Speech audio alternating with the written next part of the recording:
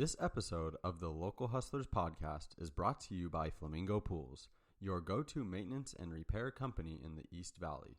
Stop wasting your valuable time trying to take care of your pool and let the professionals at Flamingo Pools take care of it for you. Visit azflamingopools.com for a free quote today.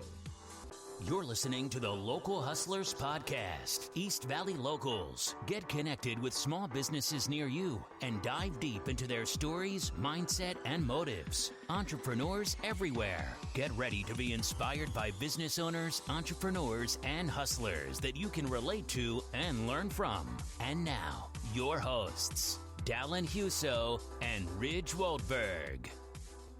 Hello, everyone, and welcome to another episode of the Local Hustlers podcast. We have Jewelia and Clay Eagar here from Boca Taqueria. I said that right, correct? Taqueria. My goodness. I told Ridge 5 times before we started how to pronounce more it. than 5 times. I'm sorry, guys. That's my No bad. problem. I'm not a very good Spanish speaker. Anyways, they won the Best of Mesa first place or runner-up for 3 years, for the past 3 years. So that's a pretty big accomplishment there. Congratulations on that, guys. Thank you. Yeah. How are you guys doing today? Doing good. Yeah, we're doing well. Hanging in. That's good. Yeah, as we all are.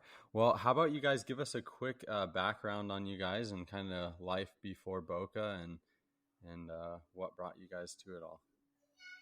Okay, great. Well, my mom and dad opened a Mexican restaurant when I was in 5th grade in downtown Mesa, and I quickly got, pulled into that early on in my life. Probably started waiting tables in junior high.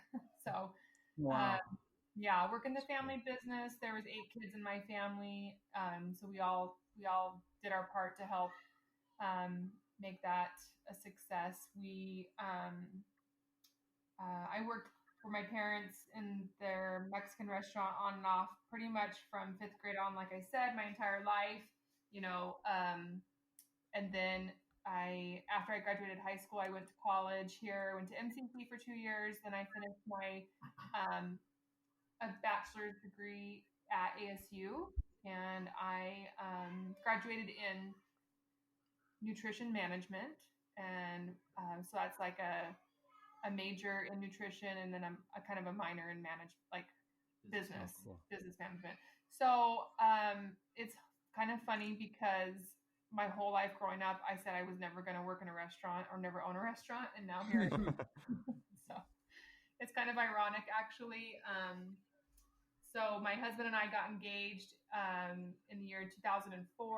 And he, after we got married in 2005, we both ended up getting roped into working for my parents. We helped them run their business for about 12 years until they decided to close and retire, and then that left us out on our own. So we were kind of already in the thick of it, kind of towards the end of their 25-year run. We opened up our first taqueria in Mesa, and which is the one that's still there today on Greenfield and Brown, and started a food truck as well, and just kept going on with it, and that's where we are today. We're still here running it. In 2017, opened up the other location and did some expansion with that, and then, like Julie says, kind of that brings us to the present. And then we've just signed a lease on a 3rd location that we hope to open up a little bit later on this year. So that's what's awesome. Keeping us busy. Cool. Yeah, Congrats. super busy. Congratulations. What about you, Clay? What's your background in history? Yeah. So like Julie says, I also graduated from ASU with a degree in nutrition management. So that was, we were working at her parents' restaurant at the time and both going to school at ASU. So the nutrition management degree kind of just was the logical thing for us to kind of study. Before that, I thought that I wanted to be a dentist. So it was up to that point, I'd taken a ton of chemistry, biology, and science classes trying to follow that path. But after we got married, we kind of saw the opportunity as a good one, and felt like we liked the restaurant industry enough to want to continue with it. And so, like Joy says, she did a lot of the behind scenes stuff for her parents' restaurant. Well, I did most of the day-to-day management. So I was in the restaurant, almost an open to close position, doing everything from waiting tables in the beginning to cooking for maybe 8 to 9 months. I spent some time in the kitchen, and then transitioning to the front head general manager position, and did that for several straight years. So, I served a mission for our church. I speak Spanish fluently, and that's been a very big help for the. I'm sure to communicate with the entire staff in whatever capacity. And we have a really good relationship. Most of the employees that we currently have been with us for a minimum of 15 years. So I mean, it's at this point and that's at both locations. And at this point, it's almost a family. It's such a family environment with the long tenure that we have with this staff that makes it really, really fun and has made it in a way easy. Because we don't have to go in each day and try and push roll the ball forward. It just kind of naturally moves. I mean, we do what we do, but our big challenge is probably going to be at this third location because we don't have a pool of employees that we have kind of waiting. So that will be where we will have some growth in a lot of ways that would open and see the success that we want to out of it. Cool. Awesome. A lot of good stuff there. Super excited to kind of dive into a lot of those details. So I guess going back to when you guys sort of took over, did you stay in the same location that your parents were at, or did you completely move somewhere else? Yeah, they ran like big full service restaurants, and so when we decided to start on our own, and we started up as only a taqueria, and so no, not the same locations.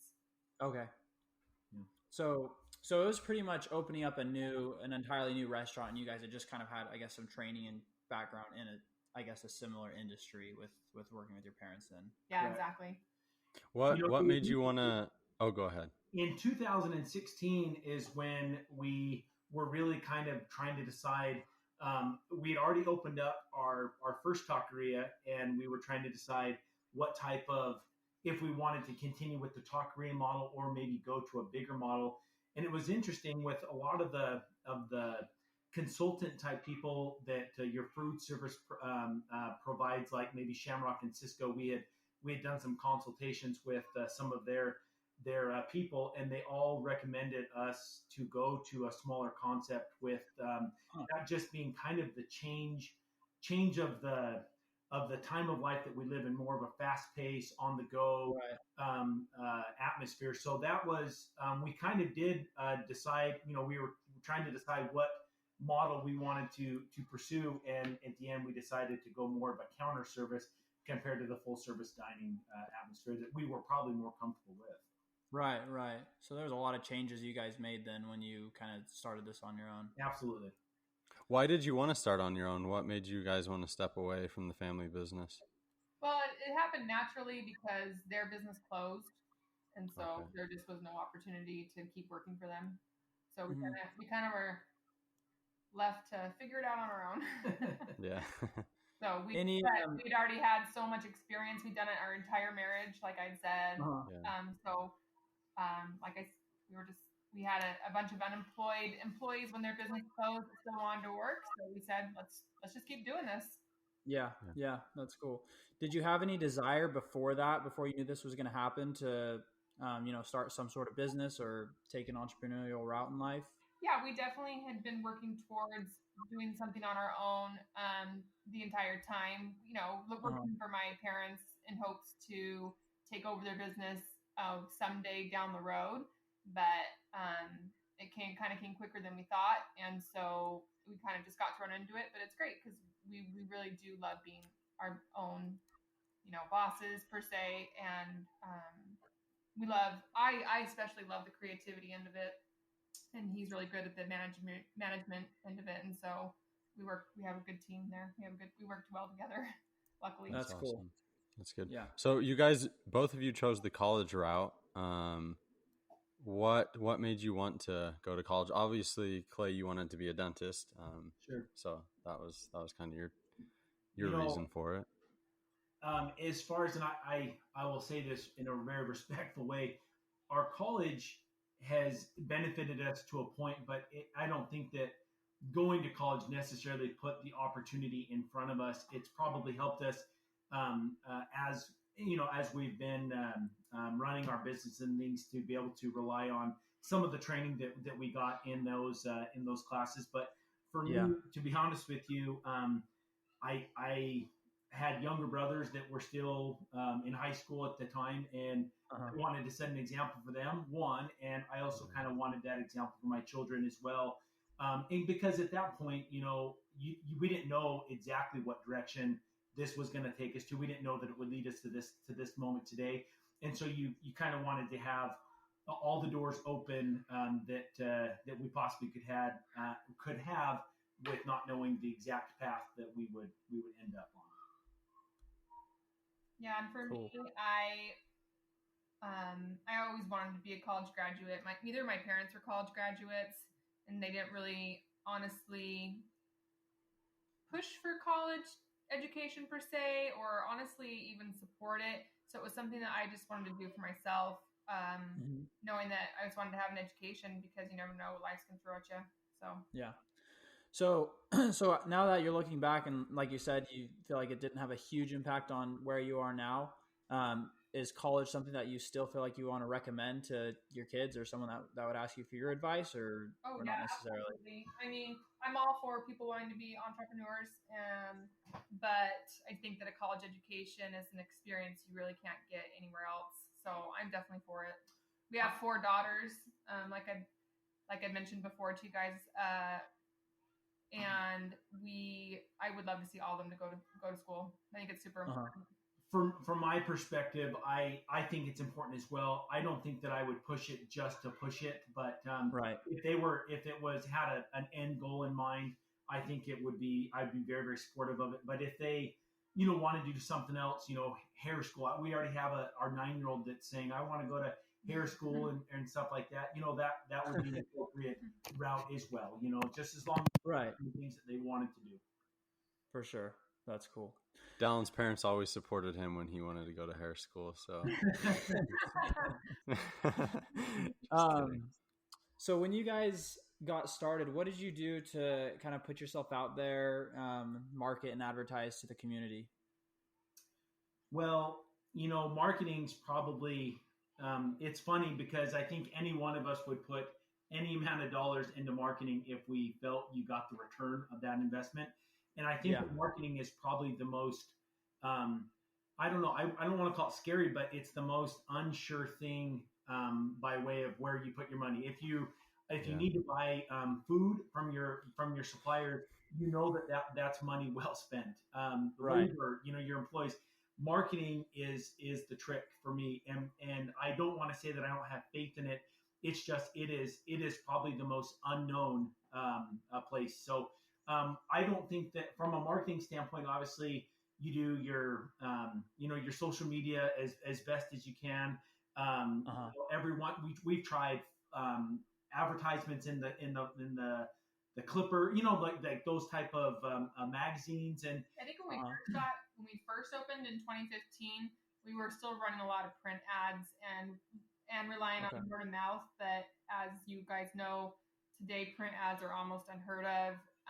Every podcast that I listen to, every restaurant podcast is saying print ads are a dying dinosaur, and to put all your social or all your marketing dollars into social media, because that's where everyone's looking these days. So something that we put a lot of stake in is just service, giving the best customer service that you can, because if somebody comes in and has a good experience at your restaurant, they're going to tell, let's say that they tell a few people, but if they have a bad experience, they're going to tell 10. It's not just going to be the 1 or 2.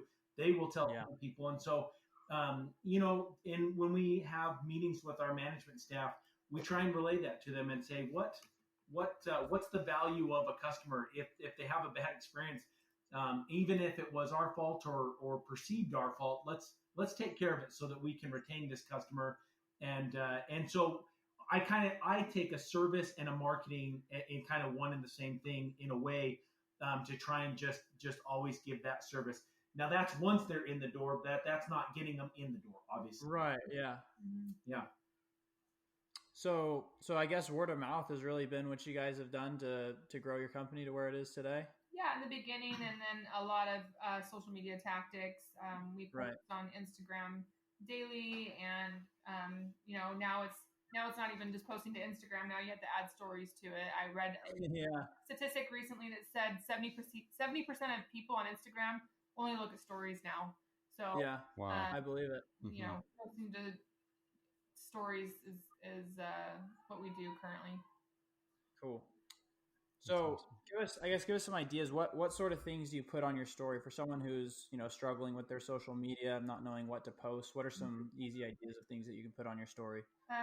Last year we started a golden burrito campaign, and we wrapped like an old pool noodle, and we wrapped it with gold foil. We cut the pool noodle down to the size of a burrito, and I bought some gold foil, wrapped it up like a burrito, slapped a Boca sticker on top of it so it was branded with our brand. And I just put up on Instagram that we were going to be hiding it around the East Valley, Gilbert Mesa area where our locations are at. And I said I'm going to take a picture of it and with a clue and go find it. And whoever finds it, share it. And then once they share it, then they bring it in and they get a free burrito with a drink and a shirt, a Boca shirt, and a Boca sticker, like a water bottle sticker. So that campaign really helped actually grow our Instagram pretty fast, pretty quick. That's super cool. That's a cool awesome. idea. Yeah. So obviously there's a ton of, I don't know if you'd say competition, but there's a lot of, Mexican style restaurants in the East Valley. Oh yeah. Absolutely. What do you guys do to, I guess, stand out from the rest of the crowd? Yeah. Something that we have always done is I would say a 90 to 95% scratch kitchen. So we don't bring in anything that's frozen, anything that's pre-cooked. Everything is prepped and cooked on site. So, not to downput anybody else's product, but I think that you can taste when something's fresh or when it's not fresh. For sure. Yeah. And so, I've never enjoyed the word authentic because I just don't know what authentic is up here in the United States. If someone's saying, yeah, but that's not an authentic flavor. I've got plenty of help that throughout the years that have come from Mexico, and every region has a different flavor, a different spice, a different bean. And so I think that that's kind of up here. Everyone's got their own twist of the same ingredients: tortillas, meat, cheese, sauce. And so for us, just we focus on the fresh aspect of it and making sure that it's pretty clean. We don't deep fry a lot of things, and so we feel like you can come and eat at our place, and we always look to not get the veto vote. If you're in a group of 10 people or 5 people and someone's vegetarian or someone's vegan or someone is whatever it is that they are or are not eating, we want to try and make sure that we have something that will fit the bill to not get that veto vote. That's awesome. Yeah, I can definitely attest that I've been in before, and you can definitely taste the freshness. And like I said, not to knock any other people, you can definitely tell the difference between fresh food and frozen food. For sure. Yeah. We all love a good Mexican restaurant. I mean, there is one on every corner, and even my husband and I love to go out and get different Mexican food sometimes besides our own. It's good to have a That's awesome. good taste every once in a while. That's cool. That's cool. We have a girl who works for us, and she does all of our bulk prep, like the sauces, salsas, all that type of stuff. And she has worked for our family for 27 years. And so, as far as the consistency, she's fresh produce can change. I mean, from one day to the next, the tomato can be more ripe, less ripe, whatever it might be. And so it's been back to the thing where we don't have to do a lot of the adjustment to try and get a consistent product. because we've had long-term employees that work for us that know how to do it probably better than we do. When it comes down to certain prep items. Yeah. That's awesome. Well, that's the key, right? Having your employees that know exactly what they're doing, be able to trust them to make the right decisions. When it comes down to those little details. That's awesome. I have a question. Where did the name Boca come from? That's a good question. It's funny. When we were thinking of names for our store, first of all, it's really hard to find one that's not already taken. Yeah. We wanted to find one that we could brand nationally in case we ever decided to grow outside of our Arizona. So website domain, make sure it was available. Right. Social media domain, make sure that was available. Trademarkable. Yeah. So we took names, a bunch of different names to our patent attorney to make sure that it would be something that we could protect. And when it got down to it, there was about, I don't know, maybe 5 to 7 names in the end that would even work, that were available. And it's funny because Boca was my last favorite.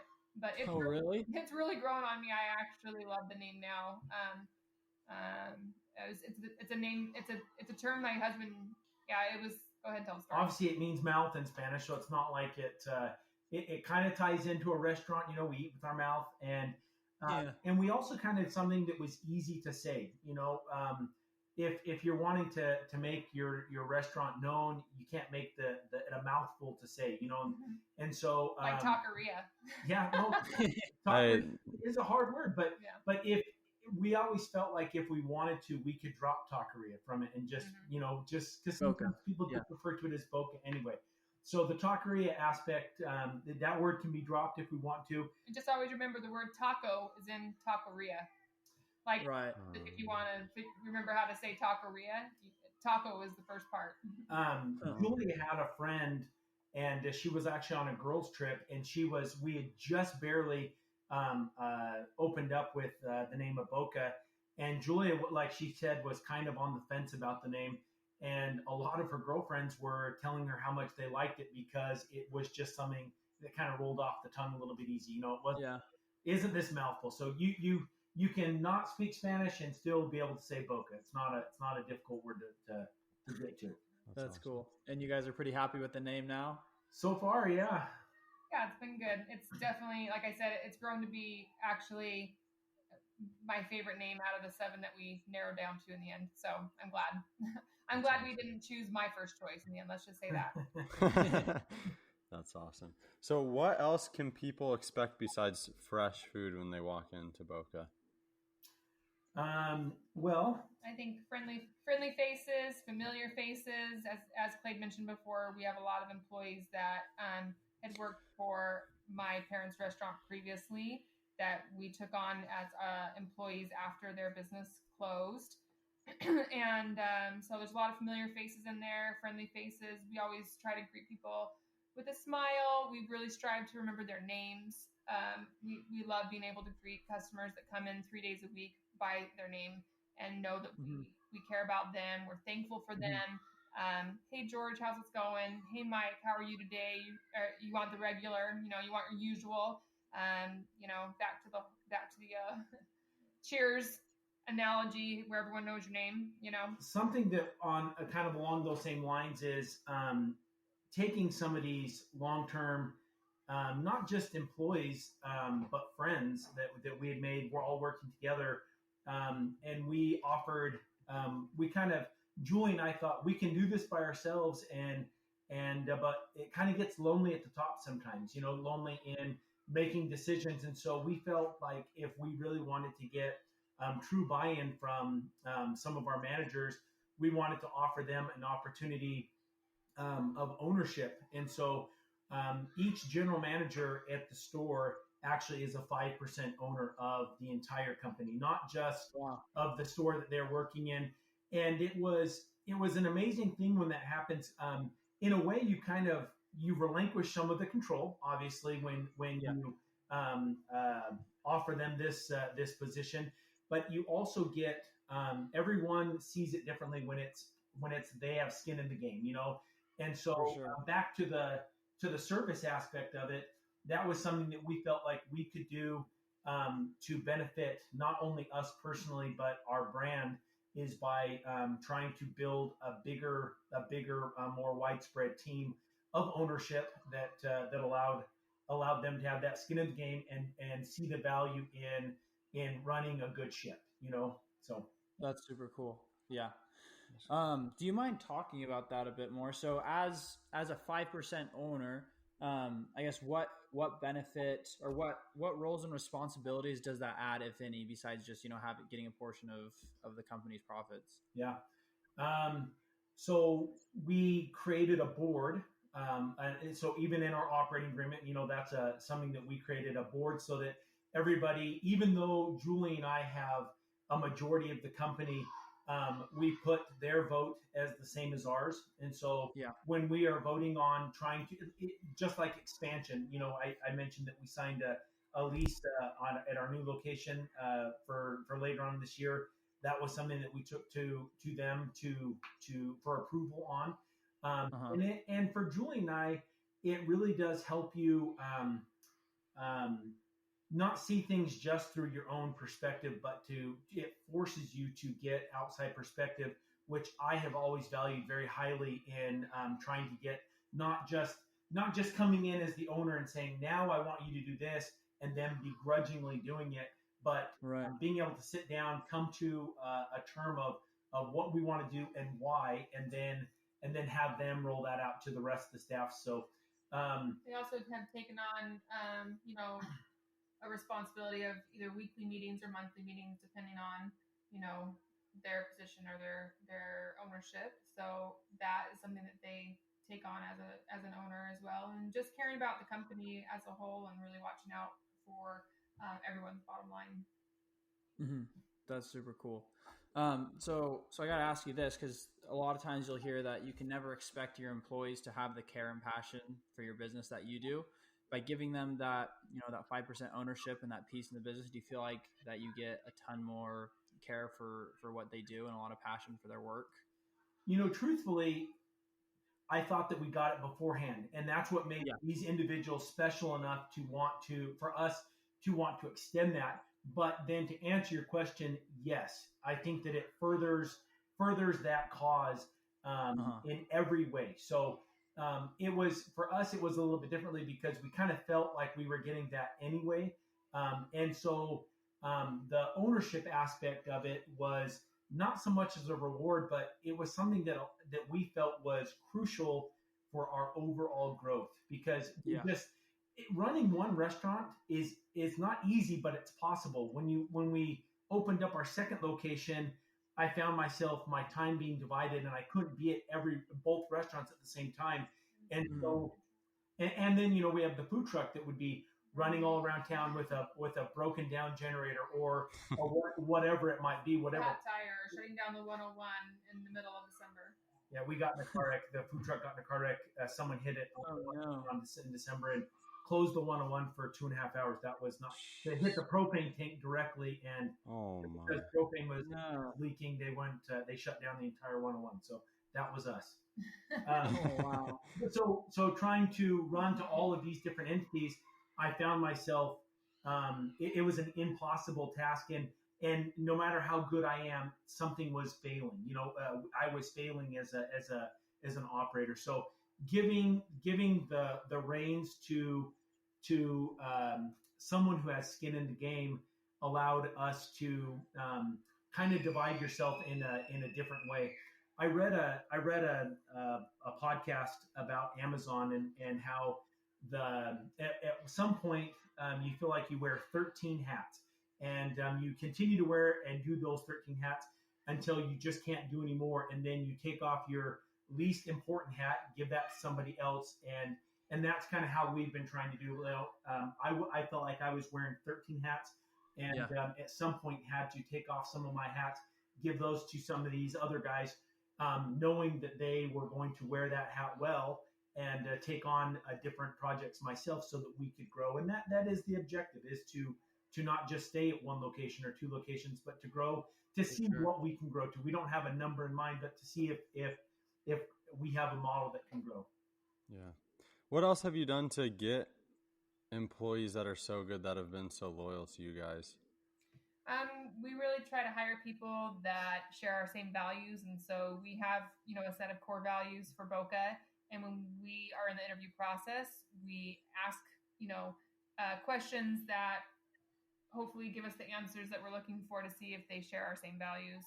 Knowing that somebody that's a multitasker or a hard worker or honest or all the things that we're looking for in an employee. So if our values line up with their values, it usually is a win. We do have a handful of employees, that maybe in high school or something like that. We know that they will move on, and that's it. It's not one of the requirements to work with us is not a lifetime tenure of service here. We know that those people will move on, but if we have a handful of those types of employees, we are always looking at maybe finding somebody that can be the next manager at the next store, or to manage the current store and take one of the other managers to the new store. Yeah. Within your 10, you're always going to find one that wants to stay with you, which is great. So yeah. That's super cool. Because you mentioned that you guys are kind of like a family. What have you done to kind of build that culture where everyone just feels, so close to each other and wants to stay? We try to really treat our employees with the utmost respect, treat them the way that we would want to be treated. We hold annual, employee appreciation parties. We, I know that this might sound silly and maybe a standard thing, but just paying them on time, always make sure that they have a paycheck that's on time and not 2 days late or whatever. I feel that that's a big thing, even with what's going on with this COVID-19 right now. 3-4 weeks ago, our employees were scared, and one Sunday night, I had one of my head kitchen guys at one of the locations call me, and he was scared. He had been out shopping that day, was unable to find things that he wanted, and I asked him, I said, what is it that you can't find? And he said, he was looking ironically for rice and beans, and I said, and this is true. Our Cisco supplier has told me that because everyone's sales are around 80% down on their sales, they have a surplus of food. They're not short. Like even a couple weeks ago when we were seeing shortages on the grocery shelves, they were not short on any product, and so we were able to bring in food for them if they wanted to get a bag of rice, a bag of beans. And I think that doing things like that lets them see that we care for them, that if they have a problem and we take it seriously, then we kind of make it our problem. That helps build those relationships. I had this same guy who they had a baby a couple months ago, and he also told me that they could not find any baby wipes. And my wife and I went out the next morning and we tracked down a couple packages of baby wipes. We found 4. And that's just something that we felt like we could do. It wasn't necessary. It wasn't required. And I don't know if it's just maybe at this point we just have so much time together that maybe these things come. It just goes without saying that you would do these things, and that's kind of how it feels. But at the end of the day, we care enough and we feel like we care enough about them, and they care enough about us to make this a good relationship. Yeah, we really do try to treat them, like I said, the way we would want to be treated, and know their name and work alongside them, work in the kitchen with them. My husband's really great at building relationships with employees, so that's why he's a great manager. Do you spend more time cleaning your pool than you spend swimming in it? Then call Flamingo Pools today. Flamingo Pools is your go-to swimming pool maintenance and repair company in the East Valley. Whether it's weekly maintenance, repairs, green to cleans, or one-time cleanings, Flamingo Pools will take care of you. Honest, reliable, and innovative. Just a few of the many good things Flamingo Pools customers have to say about them. Ask them about their mineral treatment, which will keep your chemical levels down, allowing you to have a healthier bathing experience. At Flamingo Pools, they know that your pool was made to be enjoyed, so let them handle the rest. Check them out at azflamingopools.com or give them a call at 480-422-6013. Mention this podcast and you'll get your first month of maintenance completely free.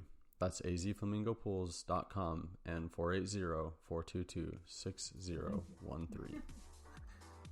That's cool. How about working with each other? Because I know there's a lot of people that, stay away from working with family, or that, like or dislike certain aspects of it. How's it been working as a couple? Yeah, honestly, great. We both have our strengths and they're different strengths. They so are. It's good because I feel like where he excels, I fail, and where I excel, he fails. And so we really make a great team. And we both, like I said, I never wanted to grow. Growing up in the restaurant business with my parents running a restaurant, I never wanted to own a restaurant. I was like, I am never going to do that. But honestly, we both love it. So it's kind of funny. That's cool. We love it. We love working in the restaurant business. We've thought about leaving it a billion times, but we're still here. So, our jobs, our roles don't overlap much. And so, like we said, she has her set of responsibilities. I have mine. Obviously, there's a lot in the middle that we do need to collaborate on. But it for the most part, we don't. There are always issues that she sees differently than me, but they're not big enough. We kind of allow each other to be the boss of our own area and not overstep that bound. Yeah, I had a friend tell me just the other day. She said to me, "If I had to work with my husband, we would not be married." And I don't know. I just feel like running a business together is really not much different than running our household together with our marriage and our kids. So I'm also not home all day long to work with her. It's not like we're in the same room 24/7, 7 days a week, 8 or 9 hours straight. That probably would not be the best for us. But my role is more in the restaurants, and her role is more on the back end of it. Yeah, I spent all day in this fun little office that we're chatting from today. Nice. That way I can work from home. We have 4 kids. And how else have you? Oh, sorry. No, it's okay. So it's good. It works out. How else have you balanced your work life and your family life? How have you separated the business from home life? It's something that's super important to us. My parents, when they ran their shift, their restaurant, they put 100% of their desire into it. Passion. Yeah, with their passion into it, and they were gone a lot. And I think that's one of the reasons that I said I never wanted to run a restaurant when I grew up, because they were gone a lot, and it was hard for me as a kid. So it is super important to us, and it's important that we give the same respect to our employees, that they have a really good work-life balance. It's important. You get burnout, and you need that time away. And so I try to tell my husband, between this time and this time at home every day, we have to turn work off and turn our time to our kids, because they need it, and it's important to us, and that we just have to do it. Mm-hmm. And you mentioned you have 4 kids under 10? Yeah. Wow. Yeah, I'm sure that keeps you guys. Our oldest is just turned 11, so 11 and okay. Yeah. So it's 2, 6, 9, and 11. So we're in the trenches. Wow. And I might mention they're all girls. So you're trapped. I don't know what we've got ourselves into here. We think the restaurant is gonna give me the gray hairs and the balding head, but I don't think that I've seen what's coming yet. The restaurant industry is so hard and so taxing. You really could dedicate all day, every day, and still have work to do. So you just have to turn it off. You just have to say, okay, I got this much done today, but I got to turn it off, and know that tomorrow we'll pick back up where I left off, and try to accomplish what I didn't get done today tomorrow, because it will run you ragged if you let it. Right. Now, Is that something that you're able to do easily, just shut off? Because I know for me, one of my biggest issues is I can't completely shut off. It's always in the back of my mind, everything else that I have to do. How have you guys been able to do that? Well, and I don't think that you ever do. I think that it is, as a business owner, it is always on until the restaurant is closed. Like, so, and it's not even closed. It's if I have employees on the clock, you're always kind of have that in the back of your head.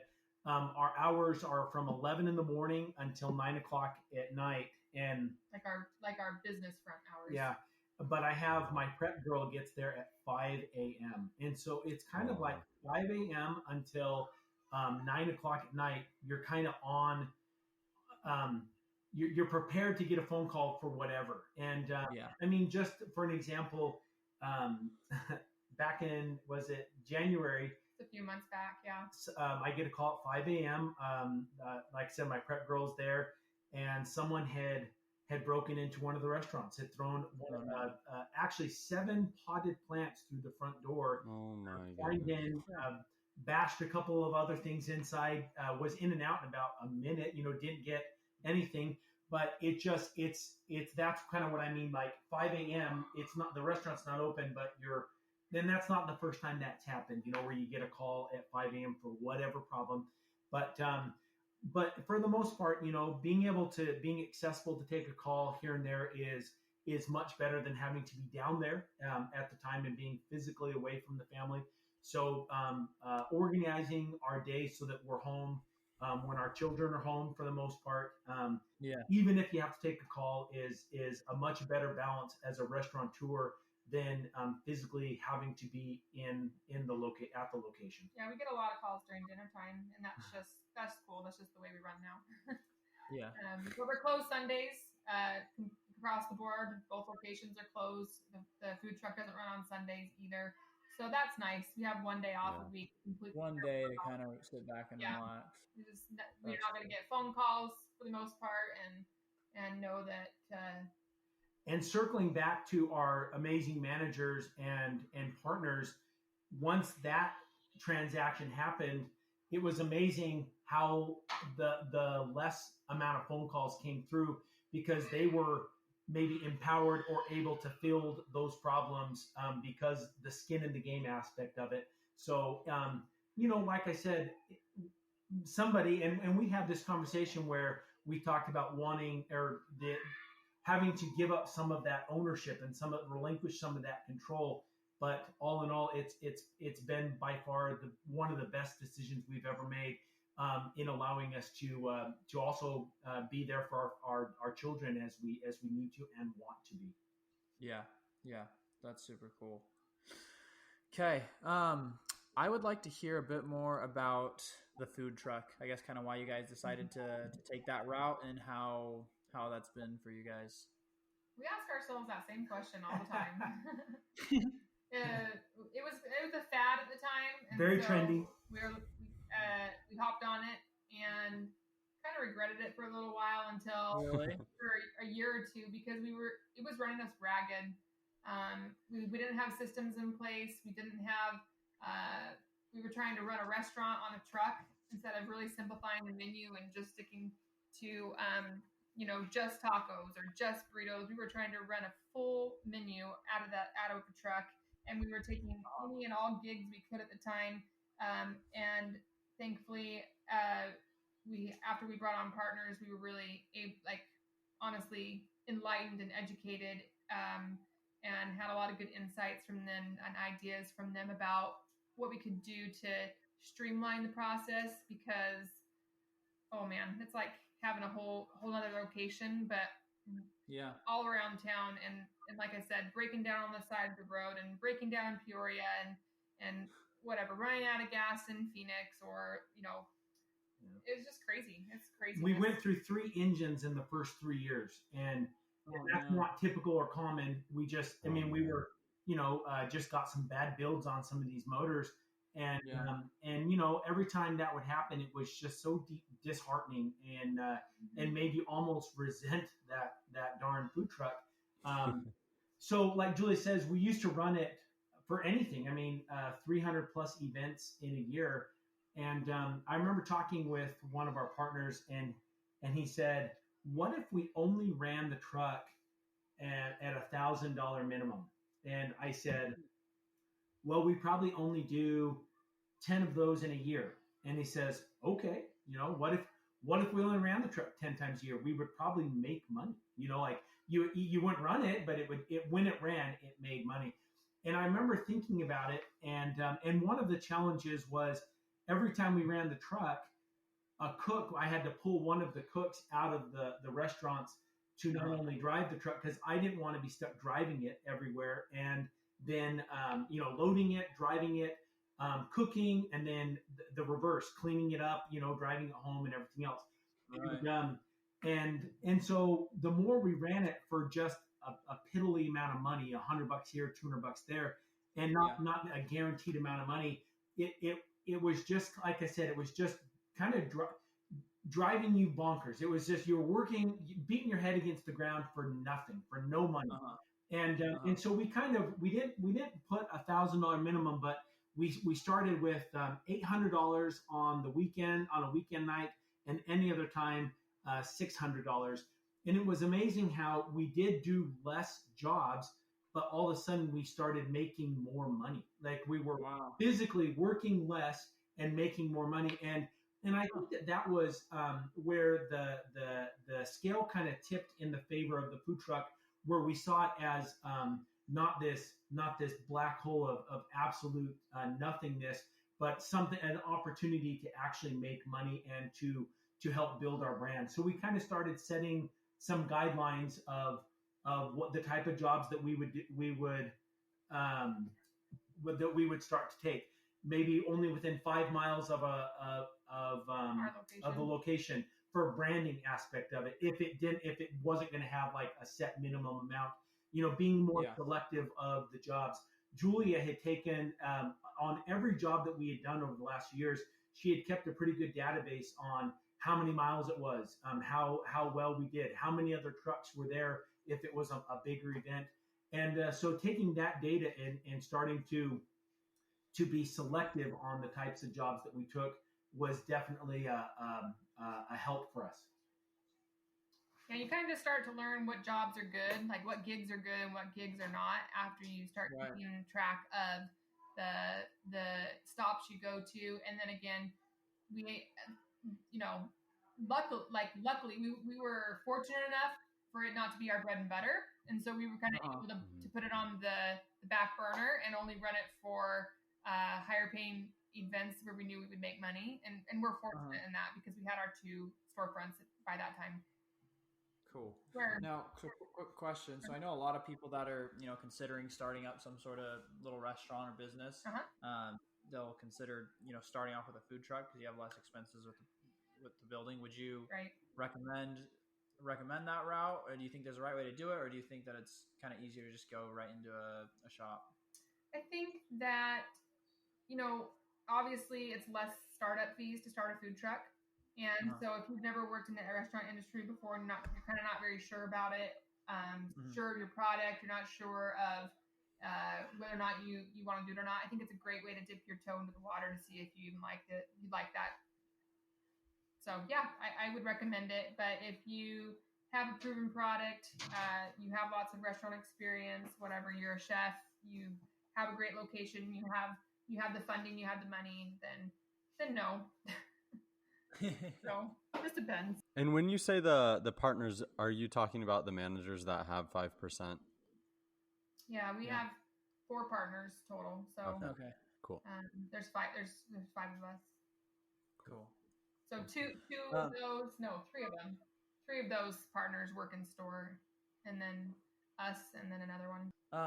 Talk to us a bit real quickly about the expansion process. You guys have gone through it once and are preparing to go through it again. I guess it's a 2-part thing. How do you know that you're ready to expand, and what's the process of expanding into a new location?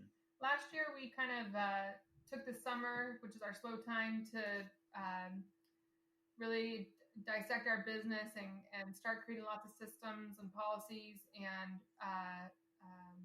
we decided that it was a good time to put into action a growth plan for our business, and our partners were on board, and and supportive of that. And we said that we had a 3-year goal and a 5-year goal and a 10-year goal. And so we're starting with just a short-term goal of the next 3 years, hoping to open in 1 store a year. So this year we have signed a lease on the East Mark location. East Mark is that community out in Southeast Mesa, I believe.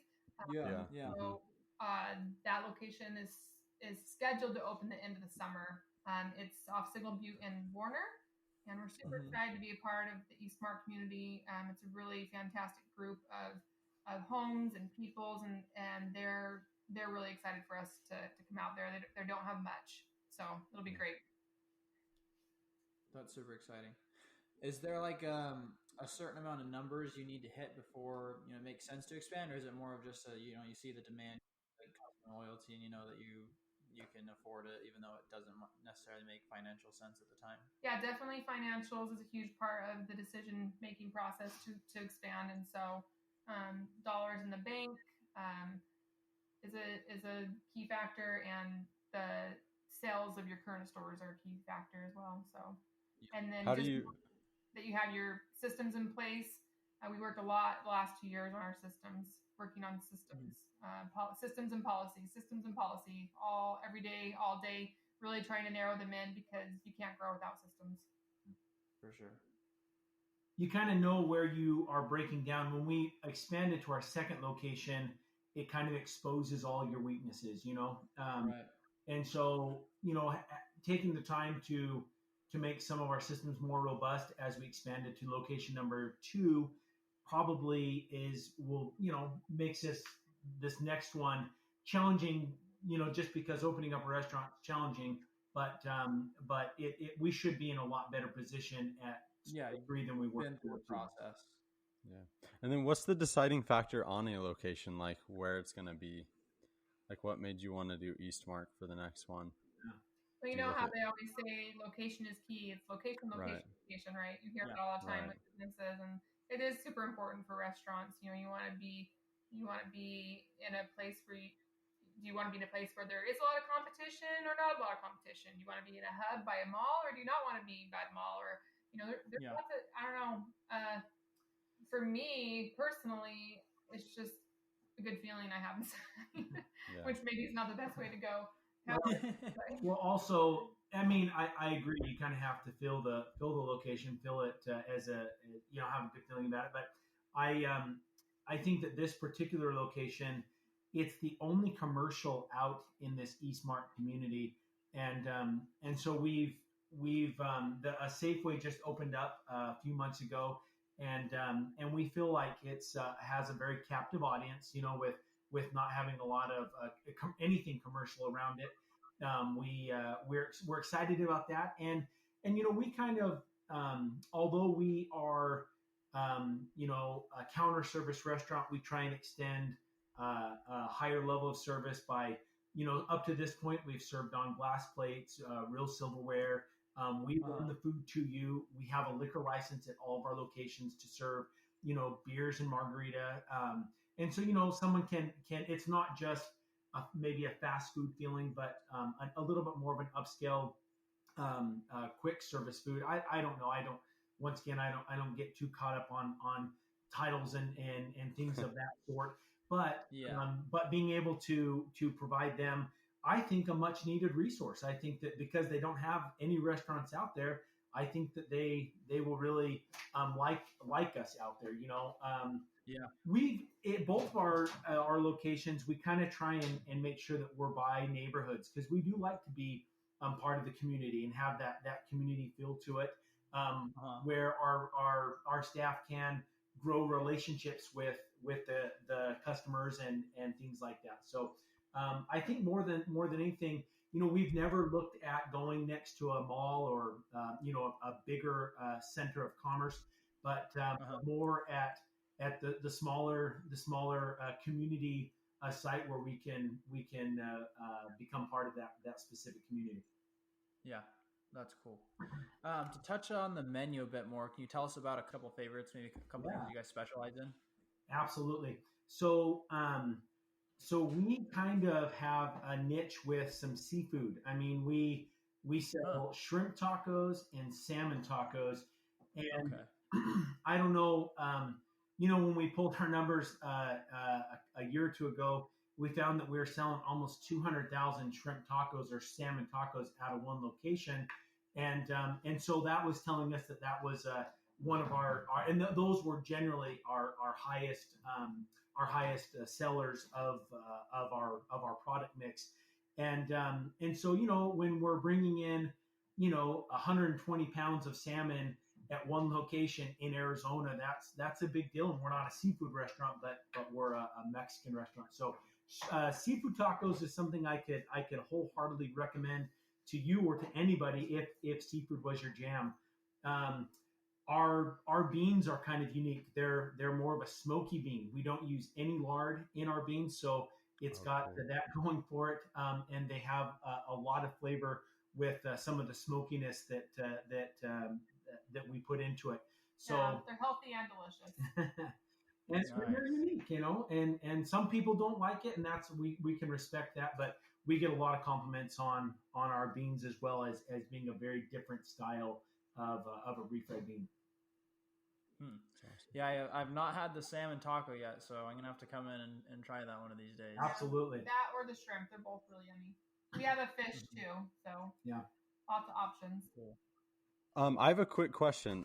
So you mentioned apparel. So you don't usually see that with a lot of restaurants and food places offer apparel. And what's the reason behind that?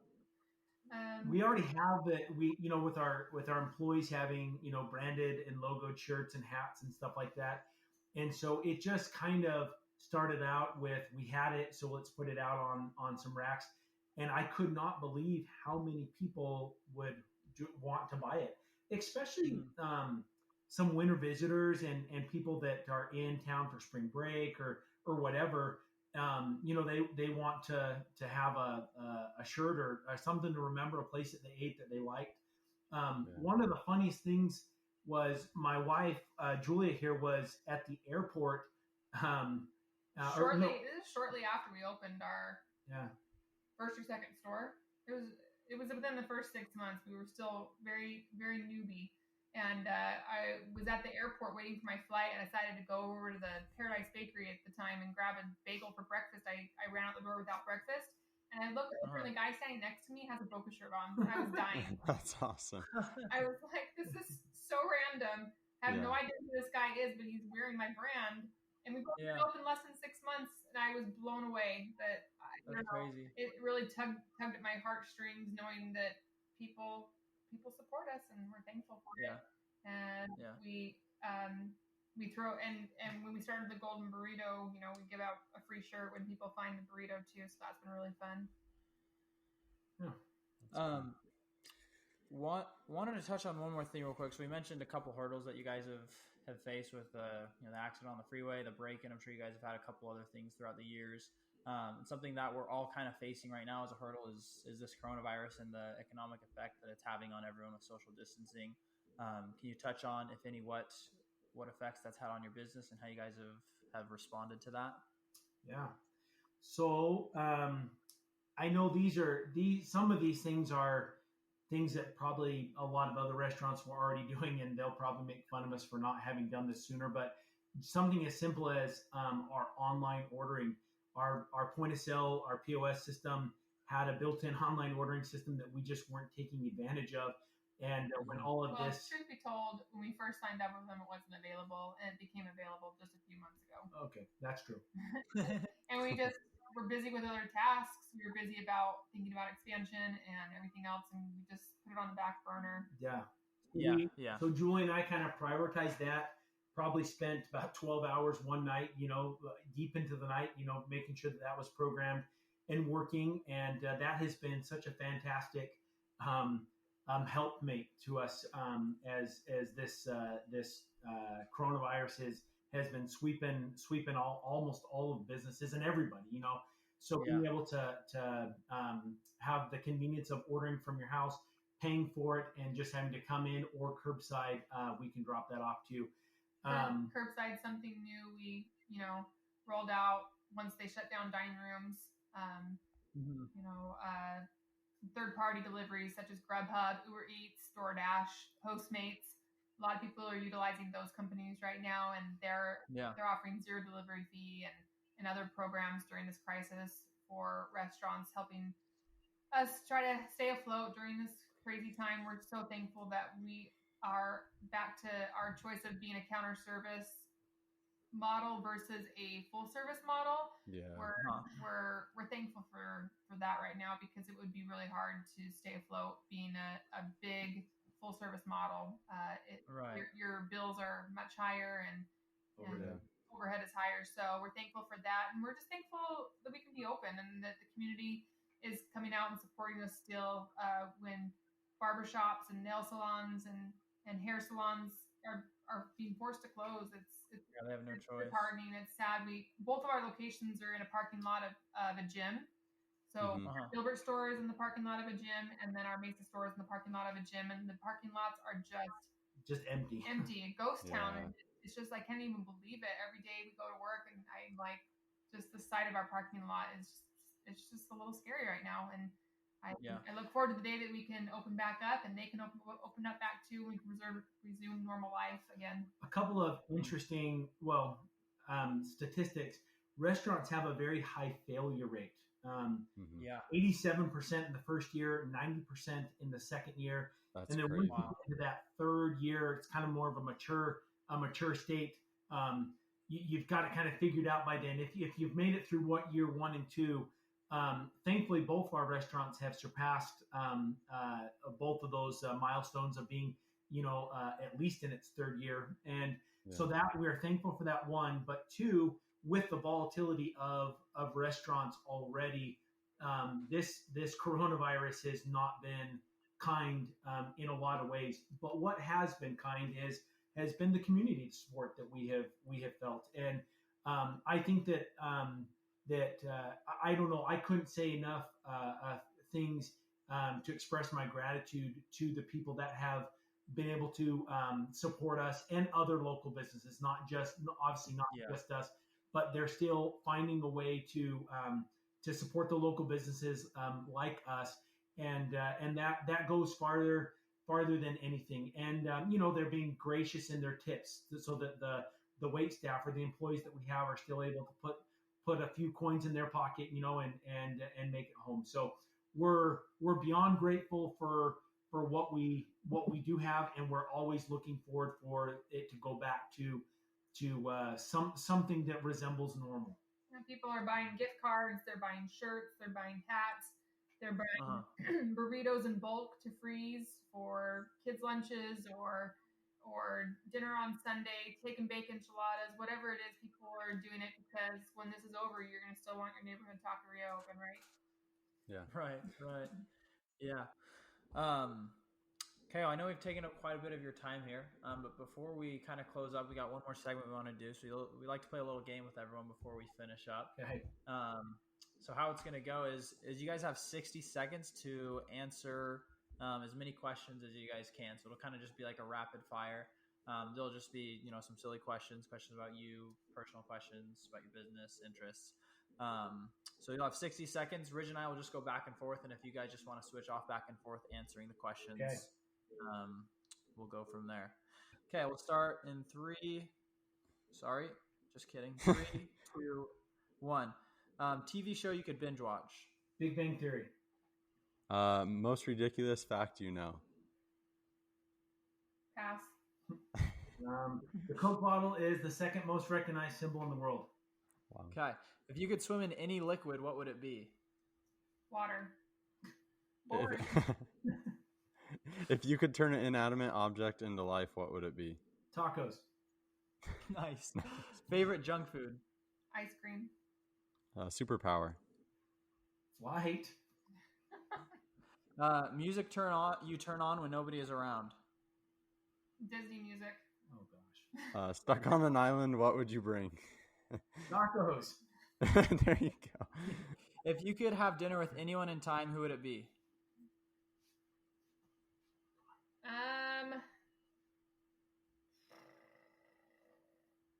Pass. What do you want? Who do you want?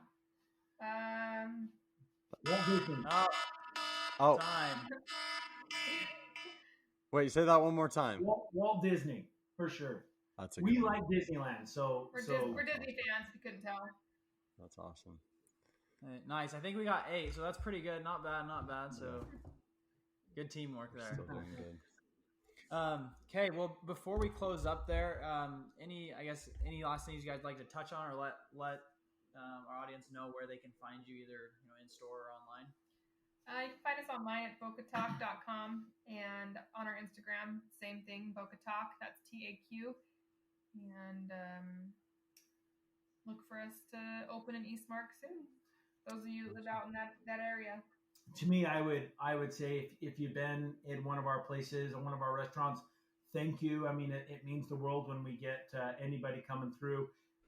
We're grateful that you guys have had us on and given us the opportunity to share not only about our personal lives, but about our business that we are very, very passionate about. So we're always appreciative, as I've said, of our community. And on to this COVID-19 thing, I've seen so much human kindness come out of this. That's been another just surprising thing of how many just very gracious people there are out there that care so much about people, just helping people and whatever their problem might be. So this has been a happy reminder of that human kindness.